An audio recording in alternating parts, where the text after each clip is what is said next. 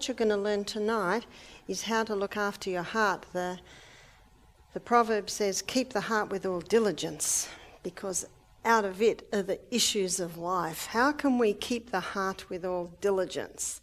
Did you know heart disease is the #1 killer worldwide, and it becomes even more dangerous as we age?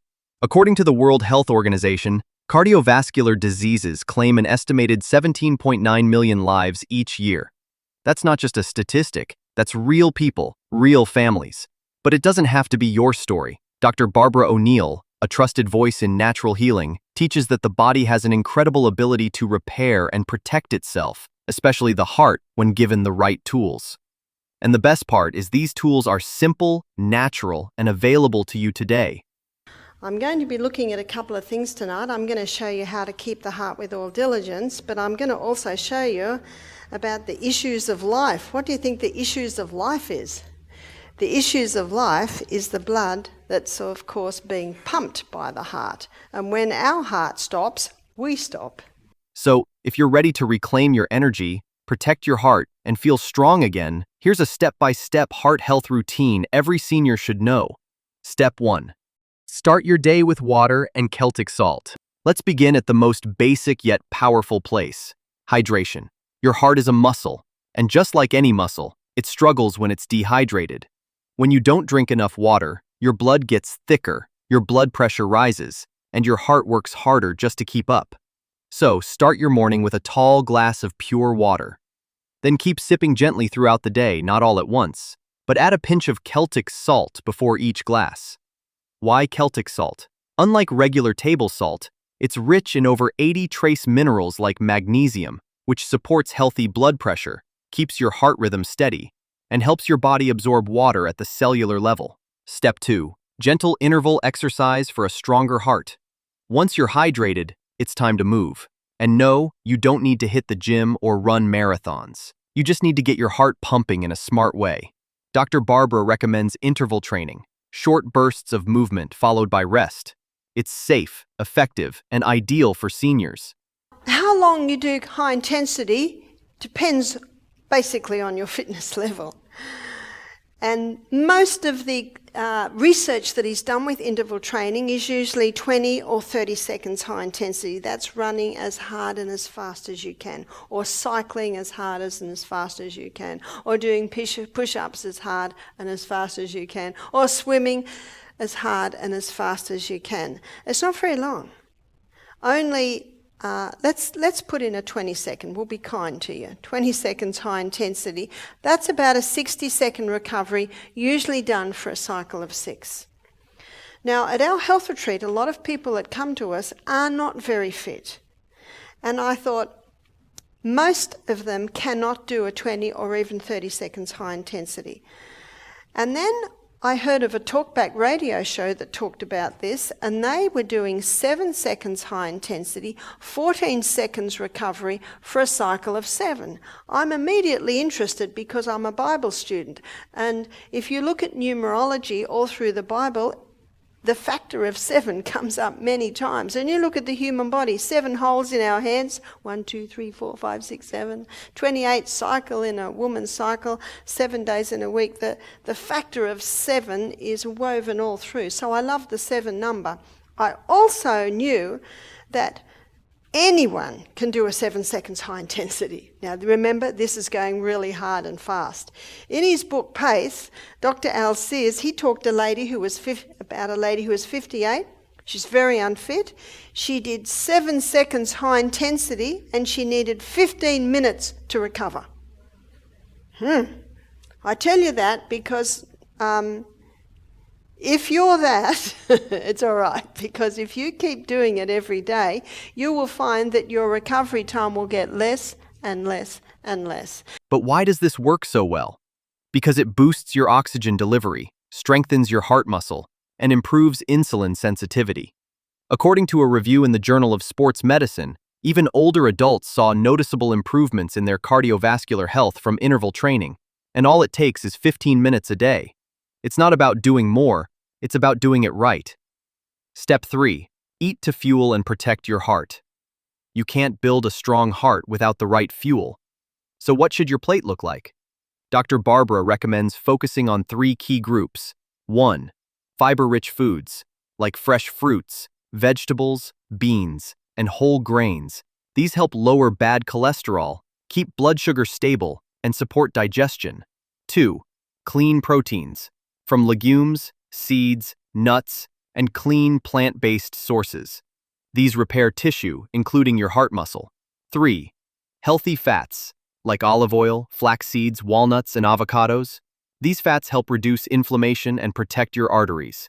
Now here's something that might surprise you. Fat itself isn't the enemy. A 2017 review in the British Journal of Sports Medicine revealed there's no solid link between natural saturated fats and heart attacks. But what is dangerous? Refined sugar, ultra-processed foods, and trans fats.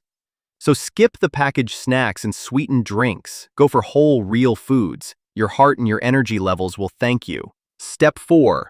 Use natural remedies that support the heart. Your kitchen might already hold some of the most powerful heart medicine, and we're not talking about prescriptions. Here are 4 natural heart supporters Dr. Barbara swears by. Now, there are 2 herbs that work very well in strengthening the heart, and you may have heard of this herb. It's number 6 we're up to. It's the hawthorn berry. And I wouldn't be surprised if you've got hawthorn berries growing in New Zealand, because in Australia they grow in Victoria because they love the cold climate. I think they're originally from England. And because the English came here, I wouldn't be surprised if they bought the hawthorn berry. The hawthorn berry strengthens the heart. It brings it back to normality. Often people have heart arrhythmia, often caused by caffeines and wheats and refined sugar, not even realising that the food they're eating is causing the problem. But hawthorn berry can bring it back to normality. It's an incredibly safe herb. You might get hawthorn berry tablets and have 1 3 times a day. If it's not doing it, do 2 3 times a day. Do 4 3 times a day. It's very, very safe. You see, if you don't turn the tap off, you're still going to be mopping up in the other corner. That's why these things must be implemented. You must keep that heart with all diligence. So the hawthorn berry, if your blood pressure's too high, it'll bring it down. If it's too low, it'll bring it up. The other herb is cayenne pepper. Now, cayenne pepper is one of the most powerful blood thinners that there is. About 15 years ago, at our health retreat in Melbourne, the chef was giving a cooking class to 15 guests, and I got a call. Lady had had a heart attack. She was about 80. She'd already had a couple that year of minor ones. So I ran. I was at the health centre in 3 minutes. The guests are standing round, terrified, of course. The lady's on the ground. She's totally pale. She was half conscious. A guy was holding a pulse. He said, the pulse is almost gone. I said, quick, get the cayenne pepper. I quickly got half a teaspoon of cayenne pepper and put it in her mouth. She was half conscious. I said, give me a bit of water. She was able to drink a little. And it must have been 2 minutes, and the guy holding a pulse yelled out, the pulse is strong. I looked at this lady, all the colour had came into her face, and she sat up and said, what happened? It was absolutely incredible. I'd read about it, but now I saw for myself. And everyone standing round was going, whoa. I said, no, it's not me, it's the cayenne pepper. Now, we sold out of cayenne pepper, that program. Everyone was absolutely amazed. What did it do to that lady? What it did to that lady, now remember, it takes 1 minute for 1 drop of blood to go right round your whole body. And when we put the cayenne pepper in her mouth, the sublingual glands under her tongue immediately absorbed that cayenne pepper. So it took 1 minute to go around the body, and when that cayenne pepper went into the blood, it thinned the blood. It opened all the little capillaries and got a powerful delivery of blood all through the body. Amazing. Doesn't it burn? Feels like it does, but it doesn't. What you need to do is get a very good quality cayenne pepper. If it's brown, it's old. It should be bright orange in colour. So you're best really to go to your health food shop. Because sometimes in the supermarket, I've looked at cayenne peppers and they're brown, they're old, but in the health food shop, you'll be able to get a nice sparky one. And you'll get used to it. I am. In my sourdough toast in the morning, I put about a teaspoon of olive oil, wonderful oil for the heart, and then I sprinkle about half a teaspoon of cayenne pepper over that. Then avocado, and then black-eyed beans helps, softens the blow when you sandwich it. Some people love it. And some people think, I don't want to have every mouthful hot. What you can do, I say start with 1/4 teaspoon and a little bit of water and just throw it down. It'll tingle, but it'll settle down in a few minutes. And have that 3 times a day. You can even build up to 1/2 teaspoon 3 times a day. There's a book called Back to Eden by Jethro Kloss, and there are 10 pages in that book devoted to cayenne pepper. And you can even Google a book. You can get it off the internet. I think it's the only way you can get it. It's called Curing with Cayenne by Sam Beiser. Remarkable book. This guy claims that cayenne pepper can even rebuild heart muscle. That's quite incredible, isn't it? You see, cayenne pepper brings blood wherever it goes. And remember what blood is? It's the life of the flesh. It's the river of life in the body. So keep the heart with all diligence, for out of it are the issues of life. So basically, when you look at the heart and you look at the blood, the same things help them both. Now, there is something else that is a very powerful blood thinner, and that is ginger.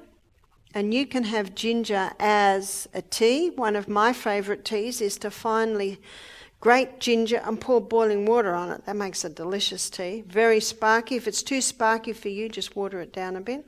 And ginger is also not only a blood thinner, but it's a very potent anti-inflammatory herb. And on Saturday afternoon, I think from 6 to 8 o'clock, I'll be doing natural remedies where I'm going to be demonstrating, I'll be demonstrating a ginger poultice and also other poultices. Garlic has been studied for about 20 years now on the wonders or the wonderful effect it has on the heart and on the blood. And let's not forget the power of omega-3s, found in chia seeds, walnuts, and flax seeds. These fats are like brain and heart food, working quietly in the background to reduce inflammation and improve circulation. Step 5. Prioritize sleep and deep recovery. You've done the work during the day. Now it's time to let your heart heal overnight. Sleep is when your heart repairs, your blood vessels relax, and your stress hormones reset. Poor sleep, on the other hand, is a fast track to high blood pressure and heart trouble.